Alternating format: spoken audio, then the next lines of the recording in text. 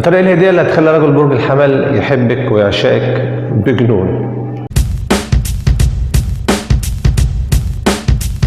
رجل برج الحمل مش مهم نوع الهدية قوي، لكن مهم ان يكون مكتوب عليها اسمه او على الاقل حروف من اسمه.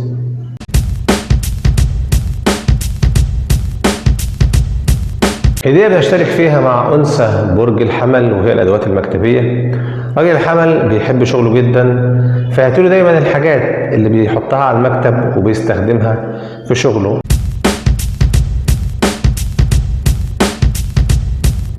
راجل الحمل مهما كبر بيفضل طفل في الحتة دي. ألعاب الفيديو جيم، أيوة هاتيله الألعاب بتاعت الفيديو جيم، دي هدية قوية جدا جدا جدا هتلمس قلبه على طول.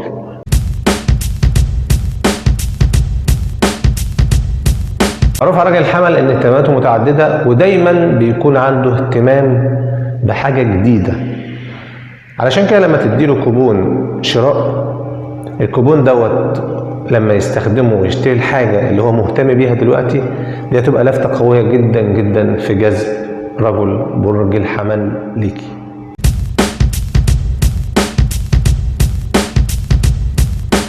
ولو انه رجل بيحب المغامرة والحركة، فمدينة الملاهي هتكون واحدة من أهم الهدايا اللي لازم تفكري فيها.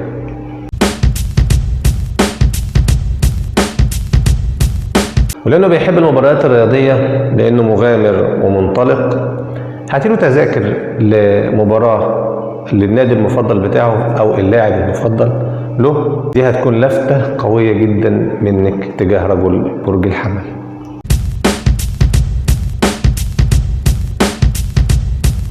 كان الفيديو مش تعمل لايك وسبسكرايب وتفعل الجرس وتشترك في القناه وتشير الفيديو لاكبر عدد من صحابك علشان اللي ما شافش الحلقات اللي فاتت يشوفوا. لو في اي كومنت اكتبه في التعليق تحت وانا هرد عليه. والسلام عليكم ورحمه الله.